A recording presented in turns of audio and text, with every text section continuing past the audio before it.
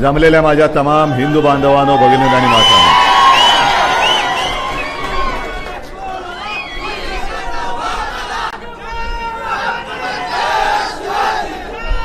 कळंबमध्ये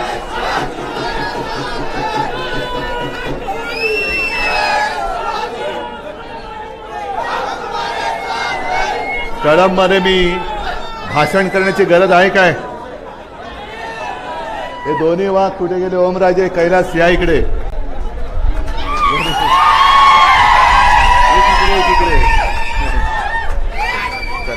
हे दोन वाघ आहेत माझे.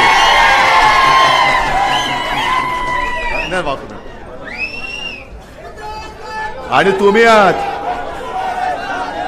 त्याच्यामुळे मला वाटतं चॅनलवरती लाईव्ह दाखवत असाल.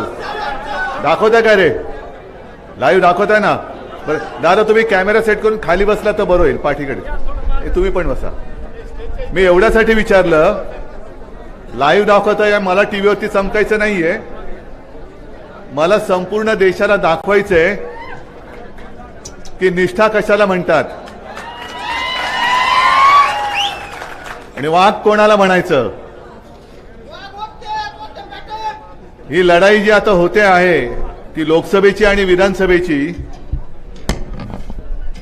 ही लढाई नुसती पक्षांची नाहीये. ही वाघ विरुद्ध लांडगे. तुम्ही कोण आहात? बेईमानी विरुद्ध इमानदार. तुम्ही कोण आहात? गद्दार विरुद्ध निष्ठावान. तुम्ही कोण आहात?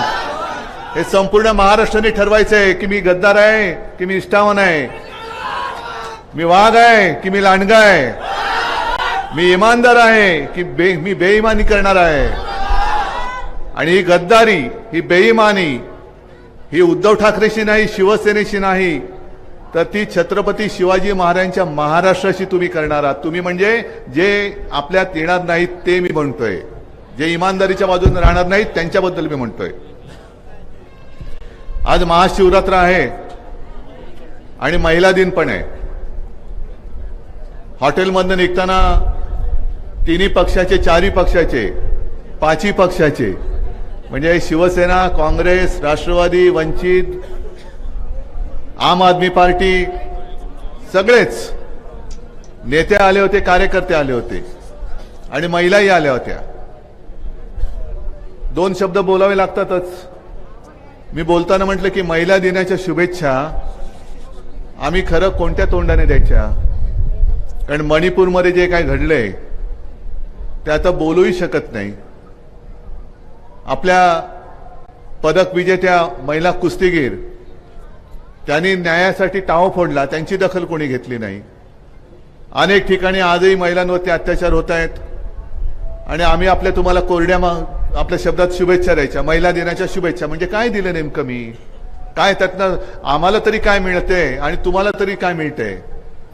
म्हणून मी आज केवळ राज्यातल्याच नव्हे तर तमाम आपल्या देशातल्या तमाम माझ्या माता भगिनींना हात जोडून विनंती करतोय.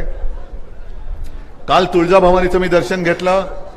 योगायोगाने इथे येताना कालीमातेचं मंदिर आहे. मी महिलांना आज विनंती करतोय हात जोडून, आम्ही संघर्षाला उतरलोय. जगामध्ये एकमेव देश आपला असा आहे की जिला आपण आपली माता मानतो, भारत माता. महिला दिनाच्या शुभेच्छा जर द्यायच्या असतील तर भारत मातेला दिल्या पाहिजेत.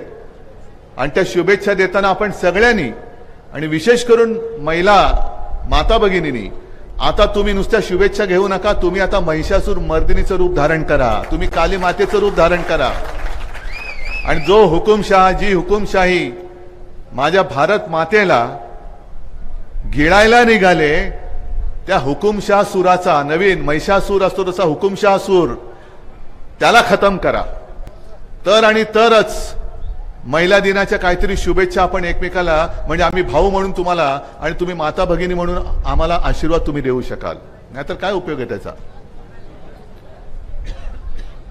जसं ओमराजे तुम्ही बोलत होतात, कैलास तुम्ही बोलत होतात, आणि कैलास तुम्ही तुमची आता मस्करी नाही करत, पण अध्यक्ष महोदय ही बोलायची सवय सोडू नका, कारण उद्या पण तुम्हाला ते बोलायचंच आहे, वर्षानुवर्ष बोलायचं आहे. आणि ओमराजे तुम्ही सुद्धा उद्या तर आपलंच सरकार दिल्लीमध्ये येत आहे, येणारच, आणणारच. आणावंच लागेल. कारण तुम्हाला आता तुम्ही ओमराजे काय करतायत, कैलाश भाऊ काय करतोय तुम्हाला माहिती आहे. अगदी समाजाचे विषय असतील, शेतकऱ्याचे विषय असतील, एक तरी मला सांगा, गद्दार तर सोडूनच ते गद्दारच आहेत. पण जे त्यांचे मंत्री, अगदी मी नाव घेऊन बोलायचं तर भारतीय जनता पक्षाचे मंत्री जे महाराष्ट्रातून तिकडे गेलेले आहेत, त्यांनी कधीतरी समाजाबद्दल, जसं आरक्षणाबद्दल आपला ओमराजे बोललाय तिकडे, तसं आणि शेतकऱ्यांबद्दल कधीतरी मोदींच्या समोर तोंडाची म्हणजे दातखिळी उचकटून त्यांनी काय बोललेत का? ते काय म्हणून आम्ही तुम्हाला पुन्हा निवडून द्यायचं? गेल्या वेळेला युती होती, ठीक आहे. म्हणजे आज ते त्यांनी एक नवीन सुरू केलंय की हा उद्धव ठाकरे हा पक्षप्रमुखच नाही. मग हे कशाला जमलेत माझ्याकडे? काय आहे? जा अमित शहाना विचारा, काल परवाकडे येऊन गेले, बोलवा त्यांना इकडे. आणि इथे मुलं माळे बसले, तिथपासून अगदी माझ्या आजोबांच्या वयाचे सुद्धा कोण असतील त्यांना विचारा, शिवसेना कोणाची आणि पक्षप्रमुख कोण, विचारा. पण ज्या गृहमंत्र्याला, देशाच्या गृहमंत्र्याला छत्रपती संभाजीनगर आणि धाराशिव हे नामांतर कोणी केलं हे माहिती नाही, ते म्हणे आम्ही केलं. 10 वर्ष आम्ही तुमच्या सोबत होतो. देवेंद्र फडणवीस मुख्यमंत्री होते तेव्हाही आम्ही तुमच्या सोबत होतो. का नाही केलं तेव्हा तुम्ही नामांतर? पण हा असा गृहमंत्री ज्याला घरामध्ये काय चालले ते माहिती नाही, आणि त्या आम्हाला संपवायला निघालेत. अरे बाबा थांब जरा, उचात नको, जरा थांब, जरा जरा जरा जरा जरा जरा ठीक आहे, जरा थांब एकदम. अरे थांब जरा, जरा थांब, जरा थांब. तुम्ही बोलताना मध्ये बोलू नका, मग मला जे बोलायचं ते मध्ये तुटेल. ते ज्या गृहमंत्र्याला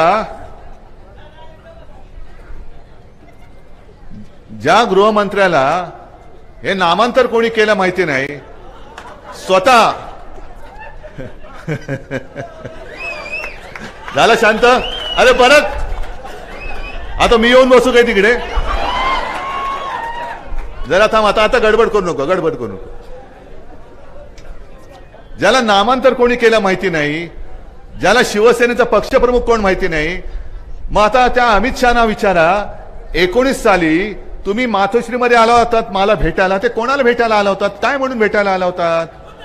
का सत्यनारायणाच्या पूजा प्रसादाला आला होतात? प्रसादाला आलाच होतात, कारण माझी आणि माझ्या शिवसेनेची मतं तुम्हाला पाहिजे होती. त्यावेळेला मला फोन करते, अरे उद्धव जी आपको कल तो आना है. म्हटलं क्यों, कहां पे? नहीं कल मैं अहमदाबाद से मैं फॉर्म भरने वाला हूं, तो आपको तो आना चाहिए. आता हूं, गेलो आपला. मग नंतर परत एकदा फोन आला, अरे उद्धव जी आपको मालूम है ना परसों तो आपको आना है. म्हटलं कहा? वाराणसी में. म्हटलं वाराणसी में क्या करना है? अरे मोदी जी अपना पर्चा भर रहे. म्हटलं मी काय करू त्याच्यात? नाही आपको तो आना होगा. मला कशाला बोलवलं होतं तिकडे? अर्ध्या रात्री मी वाराणसीत गेलो होतो तिकडे. माझी पुण्याची सभा, कारण प्रचार सुरू होता लोकसभेचा, पुण्याची सभा आटपून मी मध्यरात्री त्या वाराणसीला गेलो होतो. दुसऱ्या दिवशी मोदी भावांच्या बरोबर तोंड दाखवायला, कारण आम्ही सगळे सबका साथ आणि दोस्तों का विकास. मला कशाला बोलवलं होतं? जा सांगा ना, सुप्रीम कोर्टामध्ये जाऊन सांगा की आम्ही यांच्याकडे टाइमपास करायला गेलो होतो, चाय पे चर्चा करायला गेलो होतो. सांगा. जर तुमचा स्वतःचा फॉर्म भरायला उद्धव ठाकरे पाहिजे होता, मोदींचा फॉर्म भरायला उद्धव ठाकरे पाहिजे होता, कारण तो शिवसेनेचा पक्षप्रमुख होय, मी आहेच. आणि ही शिवसेना आणि ही सगळी संपत्ती माझी वडिलोपार्जित आहे. शहा तुमचा अधिकार नाहीये. तुम्ही माझे, या लोकांनी मोठे केलेले, म्हणजे इथे आमदार आणि खासदार माझेच आहेत आणि माझेच राहणार आहेत. पण आता याच्या पुढे जाणार तिकडे एक तो खेकडा त्यांनी घेतलाय. पण इतर तुम्ही आमदार चोरले असाल, खासदार चोरले असाल, खोक्यांमध्ये बसवला असाल, पण माझी ही संपत्ती कशी चोराल तुम्ही? या ना, यांच्या समोर येऊन बोलून दाखवा. आणि मी त्या नार्वेकरांना सुद्धा सांगतोय, त्या लबाडाला, होय लबाडच आहे तो. आता निवडणूक लढतोय म्हणतोय भाजपकडनं. मग मला सांगा, बंगालमध्ये एका न्यायमूर्तींनी राजीनामा दिला, गंगोपाध्याय. आले कानावर तुमच्या? आले ना? अरे हो की नाही? नसेल तर नाही सांगा, मी सांगतो. बंगालमध्ये आता निवडणुकीच्या तोंडावरती एक ते गंगोपाध्याय म्हणून न्यायमूर्ती होते, त्यांनी 4 दिवसापूर्वी राजीनामा दिला. आणि भारतीय जनता पक्षात प्रवेश करून आता ते लोकसभेची निवडणूक लढतायत. आणि मग आज सामनामध्ये अग्रलेख आहे, काल सुद्धा लोकसत्तेत अग्रलेख होता. काल लोकसत्तेच्या अग्रलेखाचं नाव शीर्षक होतं न्यायदेवता बाटली, आणि आज सामनामध्ये दिलेलं आहे. हे महोदय ज्या वेळेला न्यायमूर्ती होते तेव्हा असे त्यांनी काही निर्णय दिलेत की ज्या तृणमूल काँग्रेसच्या विरोधात त्यांनी निर्णय दिलेले आहेत. आज ते जे बाहेर पडलेत ते तृणमूल काँग्रेसवरती आग पाखड करतायत. मग तुम्ही त्या खुर्चीमध्ये बसला होता, त्या खुर्चीचं पावित्र्य तुम्ही राखलं होतं हे कशावरून? कारण तेच गंगोपाध्याय सांगतायत की भारतीय जनता पक्ष माझ्या संपर्कात होता आणि मी देखील त्यांच्या संपर्कात होतो. म्हणजे न्यायमूर्ती एखादा निवृत्त झाल्यानंतर त्याला राज्यसभा देणं किंवा राज्यपाल देणं हे चोरी चोरी छुपे छुपे चालत होतं. पण आज उघडपणाने न्यायदानामध्ये सुद्धा जर भाजपची ही काळी मांजरं बसली असतील तिकडे, तर आम्ही न्याय मागणार कोणाकडे? आणि तसंच हे जे नार्वेकर, आज मी त्यांना आरोपच करतोय की तुम्हाला लोकसभेची उमेदवारी देण्याची लालूच दाखवून तुम्ही माझ्या शिवसेनेच्या विरोधात तुम्हाला निर्णय द्यायला लावला, हा माझा आरोप आहे. कारण सर्वोच्च न्यायालयाने काल म्हटलेलं आहे की तुम्ही म्हणजे त्या लवाद्यांनी जो काही निकाल दिलेला आहे, निर्णय दिलेला आहे, तो सर्वोच्च न्यायालयाच्या निर्णयाच्या विरुद्ध वाटत नाही काय, हा सर्वोच्च न्यायालयाचा प्रश्न आहे. पण हे एवढे निर्लज्ज आहेत. भाजप काय, मिंदे काय, दुसरे ते गेलेले 70,000 कोटी वालेले या ठिकाणी आणि त्या ठिकाणी हे गेले तिकडे. पण निर्लज्जम सरासुकी. आता ओमराजे तुम्ही जे सांगितलं की जेव्हा माझ्या लक्षात आलं की ही सगळी माणसं आपली जी होती ज्यांना खरोखर आहे, काही जणांना मी माझ्या लहानपणापासून बघत आलेलं आहे, काही जणांना त्यांच्या लहानपणापासून बघत आलेलं आहे. शिवसेना प्रमुखांनी त्यांना भरभरून दिलं, आम्ही त्यांना भरभरून दिलं, घरातली कुटुंबियांसारखे त्यांच्याशी मी वागलो. अगदी आदित्य काय, तेजस काय, त्यांना सुद्धा काका काका म्हणून बोलत होते. आम्हाला एक तो धक्का होता की अरे आपला घरातला माणूस एवढा उलटा फिरू शकतो, एवढा उलटा फिरतो, आणखीन मी काय देऊ? एक गोष्ट खरी आहे की माझ्या मनात कधी मुख्यमंत्री पद नव्हतंच, पण परिस्थिती अशी निर्माण झाली की भारतीय जनता पक्षाने आपल्याला दगा दिला, पाठीत वार केला. आणि होय केलाच. मी काल तुळजाभवानीची शपथ घेऊन सांगितलेलं आहे की मी तुळजाभवानीची शपथ घेऊन सांगतो, अमित शहानी हिंदू हृदय सम्राट बाळासाहेबांच्या खोलीत जिथे आम्ही त्याला मंदिर मानतो त्या खोलीमध्ये मला हा शब्द दिला होता आणि त्याच्यानंतर त्यांनी तो शब्द नाकारलेला आहे. आणि त्यांनी दगा दिल्यानंतर, कारण मी बाळासाहेबांना वचन दिलं होतं, मी प्रत्येक वेळेला सांगतो की हिंदू हृदय सम्राट शिवसेना प्रमुख ही ओळख तर मला आहेच, जगाला त्यांची ओळख ती आहेच. पण पहिल्यांदा मी जेव्हा हिंदू हृदय सम्राटांना पाहिलं तेव्हा हिंदू हृदय सम्राट म्हणून नाही पाहिलं, माझे वडील म्हणून त्यांना मी पाहिलेलं आहे.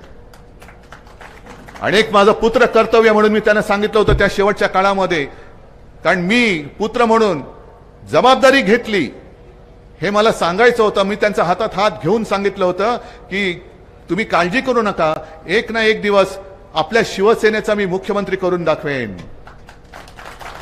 मी मुख्यमंत्री होईन, माझं वचन नव्हतं, त्याच्यामुळे माझं वचन अजूनही अपूर्णच आहे. मला शिवसेनेचा मुख्यमंत्री पुन्हा करायचाच आहे, कारण माझं वचन मी बाळासाहेबांनी दिलेलं आहे. आणि ते वचन मला असं वाटलं होतं की तेव्हा भाजप पूर्ण करेल, त्यांनी तर नालायकपणा केला. आता हे वचन पूर्ण करण्याची जबाबदारी मी तुमच्यावरती सोपवतोय. आणि कसे वागतात हे तुम्हाला कल्पना आहे.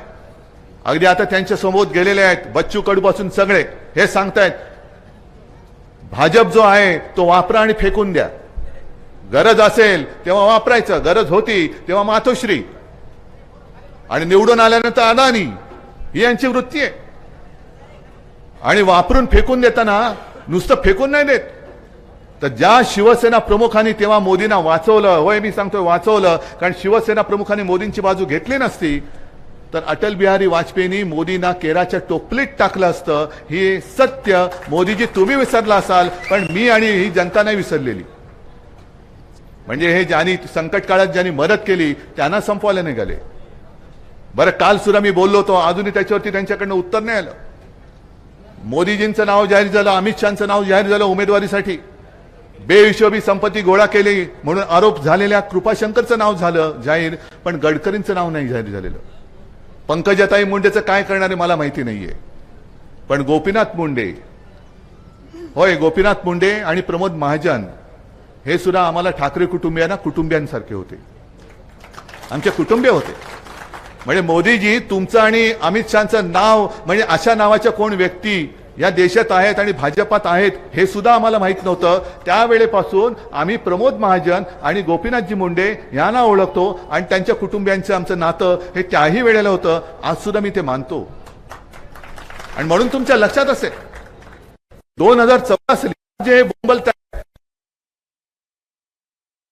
धडा शिकला. अरे धडा तर तुम्हाला शिकवायचा अजून बाकी आहे. हे बसलेत माझ्यासमोर.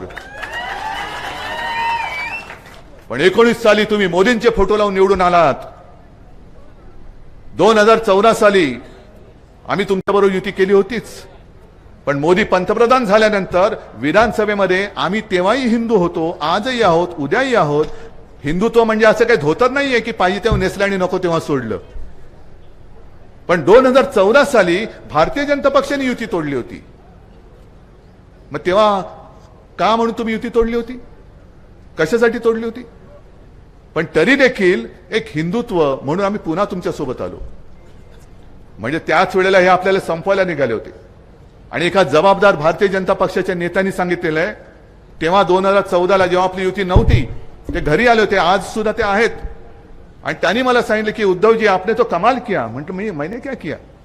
तो नहीं, दिल्ली में ऐसे चर्चा हो रही थी हमारे बीच में की अब बाला साहब तो नहीं रहे. मग किती नालायक नीच लोक आहेत बघा. अरे ज्यांनी तुम्हाला वाचवलं, ज्यांच्या पक्षाने तुम्हाला, अगदी मी काल परवाकडे बोललो होतो, आम्ही तुम्हाला खांद्यावरती घेऊन महाराष्ट्र फिरवला. जर आम्ही तुम्हाला खांद्यावरती नसतं घेतलं आज तुम्हाला 4 खांदे सुद्धा नसते मिळाले. पण त्या शिवसेनेला म्हणे अब उद्धव के साथ कोई आ नहीं सकता. बघा ना अजूनही येत आहेत लोक. पण त्याच्या पुढचं वाक्य महत्वाचं होतं 2014चं, अब समय आया है शिवसेना को खत्म करो. तुम्ही शिवसेनेला खत्म करायला निघालात. तुम्ही गोपीनाथजींच्या मुलीला सुद्धा तिचं राजकीय आयुष्य खत्म करायला निघालात. 2014 साली युती तोडल्यानंतर देखील मी माणुसकी जपली होती. पंकजाताईच्या विरुद्ध मी उमेदवार दिला नव्हता दिला मी उमेदवार. कारण आम्ही नातं जपणारी माणूस आहोत. आम्ही नातं जपणं हे आमचं हिंदुत्व आहे. कामापुरता मामा, काम झालं की तोडून द्या, फेकून टाका, संपवून टाका, हे आमचं हिंदुत्व नाहीये. आणि काल काय मी रोज बोलते, आता सुद्धा तुम्हाला मी सांगतोय की काय ही कसली लढाई आहे. उद्धव ठाकरेची लढाई नाही, ही आपल्या सगळ्यांची लढाई आहे. का मला मुख्यमंत्री पदावरून खाली खेचलं? कारण मी मुख्यमंत्री होतो तेव्हा हे जे लोक जमलेत त्यांच्याकडे, मला इथल्या गुजराती लोकांबद्दल राग नाही. परत सांगतो, गुजरात सुद्धा आमचाच आहे. पण संपूर्ण महाराष्ट्रातून उद्योग धंदे ओरबाडून तुम्ही गुजरातला नेत आहेत. गुजरात गुजरात गुजरात. आमदार सुद्धा पळवले ते पहिले गुजरात. कैलास सुद्धा पहिला त्यांनी मला फोन केला की साहेब कळत नाही हा रस्ता कुठे चाललाय. मग ते बघितलं, अरे सुरतेकडे चाललाय. म्हणजे आमदार सुद्धा गुजरात, सगळे उद्योगधंदे गुजरात. आता सुद्धा जे देशामध्ये 3 सेमीकंडक्टरचे उद्योग येत आहेत त्यातले 2 उद्योग हे मोदींनी डायरेक्ट गुजरातला नेले. काय महाराष्ट्राने काय घोडं मारले तुमचं? गुजरातला तुम्ही समृद्ध करा, जरूर करा. राज्यात काय, संपूर्ण देशातली प्रत्येक राज्य ही समृद्ध झाली पाहिजे, तरच भारत माता की जय आम्ही बोलू शकतो, एवढी जाणीव आम्हाला आहे. पण आमच्याकडे येणारे उद्योग, आमच्याकडे असणारे उद्योग, अगदी डायमंड मार्केट सुद्धा Gujarat, film fair award Gujarat, क्रिकेटचा अंतिम सामना गुजरात. काय लावलंय काय? हे मी बोलल्यानंतर हे तुम्हाला पटते की नाही पटत? पटते ना? तुमच्या हक्काचे म्हणजे ते जे 2 उद्योग जे त्यांनी गुजरातला नेले, समजा एक नेला असता, एक मला आपल्याला महाराष्ट्राला दिला असता आणि एक त्यांनी आता आसामला दिला असता, काय फरक पडला असता? 80,000 ते 1,00,000 नोकऱ्या, प्रत्यक्ष आणि अप्रत्यक्ष रोजगार त्या उद्योगातून मिळणार आहेत. महाराष्ट्र नुसतं तुमच्या राम राम करत घंटा वाजवायची? हे नुसतं घंटा वाजवणारं हिंदुत्व आमचं नाहीये. आमचं हिंदुत्व आहे हृदयात राम आणि हाताला काम देणारं आमचं हिंदुत्व आहे. पण हे मी बोलल्यानंतर उत्तर नाहीये. कारण वेदांता फॉक्सकॉन यांनी पाठवलं होतं गुजरातला. बरं, गेल्यानंतर वेदांता फॉक्सकॉनच्या कंपनीच्या लोकांनी बघितलं तिकडे काहीच सुविधा नाही. ते डोलारा काहीतरी गाव आहे. तो डोलारा नुसता कागदावरती आहे, प्रत्यक्ष डोलारा कोसळलेला आहे त्यांचा. डॉलरच नाहीये. ती कंपनी देशाबाहेर निघून गेली. महाराष्ट्रामध्ये येत होती ती कंपनी. आपल्या बरोबर त्यांच्या बोलणी झाली होती. मी मुख्यमंत्री होतो तेव्हा उद्योग मंत्री होते. अगदी आदित्य सुद्धा त्यांच्यासोबत बोलत होता. आणखीन मंत्रिमंडळात नितीन राऊत होते, ते बोलत होते. महाराष्ट्रामध्ये येत होता उद्योग, पण यांनी जबरदस्ती गुजरातला नेला आणि गुजरातमध्ये काही नाही म्हणून देशाबाहेर गेला. महाराष्ट्राचं नुकसान झालं, देशाचं नुकसान झालं, पण यांची काहीच पडलेली नाहीये. मग हे मी बोलल्यानंतर हे सत्य आहे. काल देवेंद्र फडणवीस असं बोललेत, अरे इथून उद्योग जर का गुजरातला गेले तर गुजरात काय पाकिस्तान आहे का? ठीक आहे, तुम्ही ज्यांची खुर्ची चाटताय त्यांच्यासाठी तुमच्यासाठी ते बरोबर आहे देवेंद्रजी, पण गुजरात हा जर का पाकिस्तान असेल तर महाराष्ट्र म्हणजे काय पाकिस्तान आहे का? आणि देवेंद्रजी तुम्ही पाव मुख्यमंत्री जे राहिले आहेत ते महाराष्ट्राचे आहात ते का गुजरातचे आहात? मग जाहीर करायचं, देवेंद्र फडणवीस पाव उपमुख्यमंत्री गुजरात करा जाहीर, मग आम्हाला काय म्हणायचं नाहीये. पण असं करत करत तुम्ही आमचं मंत्रालय सुद्धा उद्या तुम्ही गुजरातला न्याल आणि मग सांगलात अरे गुजरातला गेलोय ना, काय पाकिस्तानात गेलोय? ही कुठली वृत्ती आहे? आणि काल मी तुळजाभवानीची शपथ घेतल्यानंतर रावसाहेब दानवे सुद्धा बोलले की म्हणे नाही नाही नाही नाही नाही, त्यावेळेला ही अशी चर्चा झालीच नव्हती, अशी चर्चा. अहो दानवे साहेब तुम्ही होतात कुठे तिकडे? तुम्हाला तेव्हा कोण विचारत तरी होता का? बसला असेल तर खाली मातोश्री खाली बसला असतात. आणि त्याहीपेक्षा मी या जनतेला विचारतो, रावसाहेब दानवेंसाठी अमित शहा देव असतील, पण माझ्या महाराष्ट्रासाठी तुळजाभवानी माझी माता आहे ना रे? मग तुमचा विश्वास उद्धव ठाकरेंनी घेतलेल्या तुळजाभवानीच्या शपथेवर आहे की दानवेने घेतलेल्या रावसाहेब दानवेने घेतलेल्या अमित शहाच्या शपथेवर आहे? मला सांगा. आणि एवढा खोटारडेपणा मी आई जगदंबेच्या दारामध्ये येऊन तिच्या मंदिरात जाऊन हे असं करू शकेन असं तुम्हाला वाटतं? मला खोटं बोलण्याची गरज नाहीये, कारण जे मी बोललोय अगदी आई वडिलांची शपथ घेतलेली आहे, आई भवानीची शपथ घेतलेली आहे, आणखीन कोणाची शपथ घेऊ? पण केवळ अमित शहा बोलेल ते ब्रह्मवाक्य हे दानवे साहेब तुमच्यासाठी असेल, आमच्यासाठी त्या वाक्याला काडीची किंमत नाहीये. कारण अमित शहा ज्या वेळेला तोंड वर करून बोलतात की उद्धव ठाकरेला त्याच्या मुलाला मुख्यमंत्री करायचंय, बरं धरून चालक करायचंय, पण पहिले ही निवडणूक ही लोकसभेची आहे, एवढं कळत नाही देशाच्या गृहमंत्र्याला. मग देशाच्या गृहमंत्र्याला मणिपूरमध्ये जाता येत नाही, देशाच्या गृहमंत्र्याला अरुणाचलमध्ये काय चालले कळत नाही. बरं मोदी आता जे बोललेत, काल मोदी कुठे गेले होते? काश्मीर. आणि काश्मीरमध्ये जाऊन ते बोलून आले की 370 कलम काढल्यानंतर आता काश्मीर मोकळा श्वास घ्यायला लागले. अरे 370 कलम काढायला आम्ही सुद्धा पाठिंबा दिला होता, पण लोकशाही ज्याला म्हणतात, तुमचे हातपाय बांधून ठेवतो मी आणि मग सांगतो तुम्हाला बघा श्वास घेतोय की नाही. श्वास घेतोय ना, आहे ना लोकशाही. हातपाय बांधून ठेवलेत आणि नुसता श्वास चालू ठेवले, काय उपकार करताय तुम्ही आमच्यावरती? मग काश्मीर जर मोकळा श्वास घेत असेल तर गेल्या 5 वर्षात काश्मीरमध्ये निवडणुका का घेतल्या नाहीत तुम्ही? आता लोकसभेच्या निवडणुका आल्या आहेत आणि कोर्टाने त्यांना तंबी दिली 6 महिन्यात निवडणुका घ्या म्हणून तुम्हाला ती निवडणूक घ्यावी लागते. पण काश्मीर खरंच मोकळा श्वास घेत असेल तर काश्मीरमध्ये आजपर्यंत मोदींनी निवडणुका का घेतल्या नाहीत ह्या प्रश्नाचं उत्तर तुम्ही द्या. आणि मग त्याच्याही पुढे जाऊन मी तुम्हाला सांगतो, मोदीजी तुम्ही काश्मीरमध्ये गेला होतात, बाजूला लेह लडाखमध्ये का नाही गेलात? कारण लेह लडाखमध्ये तुम्ही बघितलं असाल नसाल, लाखो लोक रस्त्यावरती उतरले होते, लाखो लोक. कारण मोदीजींनी त्यांना जी आश्वासनं दिली होती, मोदी गॅरंटी, 10 वर्ष झाली, गॅरंटीचा पत्ता नुसता टी आहे पण गॅरंटी नाहीये.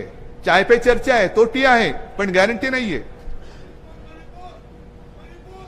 मणिपूरमध्ये तर जायची हिंमतच नाहीये. मी काल बोललोय ना, हे गृहमंत्री जे आहेत अमित शहा तिकडे शेपूट घालतात आणि इकडून फणा करतात, असे हे नागोबा आहेत. म्हणजे इकडे ईडी सीबीआय इन्कम टॅक्स सगळे जा ना, हिंमत असेल तर मणिपूरमध्ये ईडी इन्कम टॅक्स सीबीआय पाठवा, धडधकट परत येतात का बघा, तिकडेच खांडोळ्या करून टाकतील ती लोक. पण आम्ही सुसंस्कृत पडतो ना, सुसंस्कृत आहे. संजय राऊत जे बोलले की त्यांनी तो लढलाच, तसे सगळे शिवसैनिक लढतायत, पण आम्ही कायदा मानणारे लोक आहोत म्हणून तुम्ही आमच्यावरती अत्याचार करताय. जर मणिपूर सारखी परिस्थिती असेल तर तिकडे तुमचे ईडी सीबीआय वाले का जात नाहीत, का पाठवत नाही? आणि असं म्हणतात मोदीजींनी ते रशिया आणि युक्रेनचं चालू असलेलं युद्ध सुद्धा थांबवलं होतं, हो ना? अरे तुम्ही हसताय काय? तुम्हाला एवढा विश्वास म्हणजे आहे की नाही? विश्वास आहे की नाही?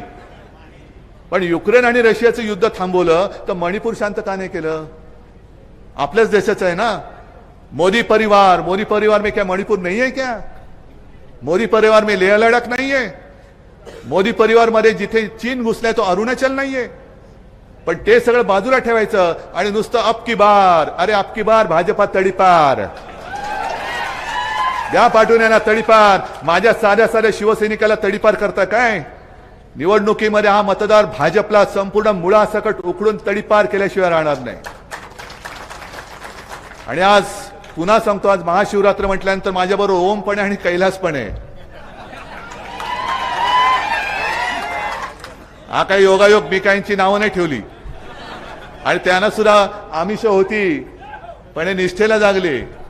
कारण त्यांना माहित आहे ओम तुम्ही बोलला ते फार महत्वाचं आहे की 350 वर्ष झाल्यानंतर सुद्धा खंडोजी खोपडे ही गद्दाराची अवलाद, सूर्याजी पिसाळ गद्दाराची अवलाद, पण तानाजी मालुसरे, बाजीप्रभू देशपांडे, सगळे यशाजी कंक, ही सगळी. त्याच्यामध्ये सुद्धा एक मुद्दा म्हणून सांगतो, कान्होजी जेदे नाईक, हे सगळे इतिहासामध्ये आहे. अफजल खान जेव्हा चालून आला होता इकडे तुळजापूरमध्ये सुद्धा त्यांनी भयानक तांडव केलं होतं. तांडव कसलं, सगळा सत्यानाश केला होता. आणि अक्षरशः अफजल खानाची जेव्हाची स्वारी होती त्या म्हणजे काही निवडणुका नव्हत्या. एक तर आमच्याकडे सामील व्हा जसं आत्ता चालले तसं, नाहीतर तुम्हाला बेचिराख करू. बेचिराख म्हणजे घराची आबरू तर लुटणार, घरातले देव बाहेर आणून त्याचे तुकडे तुकडे केले जायचे आणि सगळ्या मारून टाकून घराला आग लावून टाकायची, त्याला म्हणायचे राख रांगोळी करून टाकायची, बेचिराख. आणि असं सगळं ते संकट येताना कान्होजी जेदे एक दिवस त्यांच्या 5 मुलांना घेऊन शिवाजी महाराजांकडे गेले आणि त्यांना सांगितलं की तो खान आलायसा. तर महाराज म्हणाले, महाराजांना माहिती होतं सगळं. महाराजांनी विचारलं काय, मग काय? नाही, खानाने पत्र पाठवले. ते पत्र काय, हेच जे आता भाजपवाले करतात ना, भाजपात या नाही तर जेलमध्ये जा. ही अफजल खानाचीच वृत्ती आहे, ही अफजल खानाचीच वृत्ती आहे. आम्हाला सामील व्हा, आमच्याकडे आलात तर तुम्हाला वतनदारी मिळेल, सुभेदारी मिळेल, अमुक होईल तमुक होईल, पण नाही आलात तर मुलांसकट मारले जाल. मग महाराजांनी त्यांना सांगितलं, विचारलं मग काय विचार आहे? तुमच्या मुलाबाळांच्या हितासाठी तुम्ही जा. आणि जे कान्होजी जेदे नाईक चिडले, त्याने एक बाजूला एक लोटा होता तो घेतला आणि महाराजांच्या पायावरती पाणी सोडलं. ते म्हणाले, हे सोडलं मी पाणी माझ्या वतनदारीवर, हे सोडलं मी माझं पाणी माझ्या 5 मुलांवर, पण ह्या जेद्याच्या अंगामध्ये जोपर्यंत प्राण आहे तोपर्यंत जेदे आणि त्याची 5 मुलं भगव्याची बेईमानी करणार नाही. मेलो तरी 72, पण हातातला भगवा सोडणार नाही. त्या महाराष्ट्रामध्ये ही नीच नालायक गद्दारी अवलाद ही वळवळून द्यायची आपण? अरे महाराष्ट्राची ओळख काय असणार आहे? 300 वर्षानंतर, 350 वर्षानंतर छत्रपतींचा महाराष्ट्र, आणि ज्याचं वर्णन केले गेलेलं आहे, राखट देशा, कणखर देशा, दगडांच्या देशा, का तो गद्दारांच्या, नालायकांच्या, लाचाराच्या देशा करायचंय, ही ओळख ठरवणारी ही निवडणूक आहे. आणि म्हणून तुम्हाला जे मी सांगतोय की प्रत्येकाने ठरवायचं आपण कोण आहोत, गद्दार आहोत का निष्ठावान आहोत, आपण वाघ आहोत की लांडगे आहोत, आपण इमानदार आहोत का बेईमानदार आहोत. एवढ्या प्रश्नाचं उत्तर जे तुम्हाला पटेल ते घ्या आणि मतदान करा. आणि मतदान करताना जसं मोदींनी सांगितलं होतं ना कर्नाटकात, काय सांगितलं होतं, बजरंग बली की जय बोलून मतदान करा. तसं मी तुम्हाला सांगतोय, आजच सांगतोय, काय निवडणूक आयोगाला करायचं ते करू द्या. हर हर महादेव, जय भवानी, जय शिवाजी, असं करून या हुकुमशाहीला गाडून टाका. आणि ते गाडल्यानंतर छत्रपती शिवाजी महाराजांना अभिमान वाटेल, असा माझा महाराष्ट्र हा देशाला दिशा दाखवल्याशिवाय राहणार नाही, हा विश्वास व्यक्त करतो आणि आपली रजा घेतो. जय हिंद, जय महाराष्ट्र. लोकशाही मराठी ऐका, पहा, जागरूक रहा.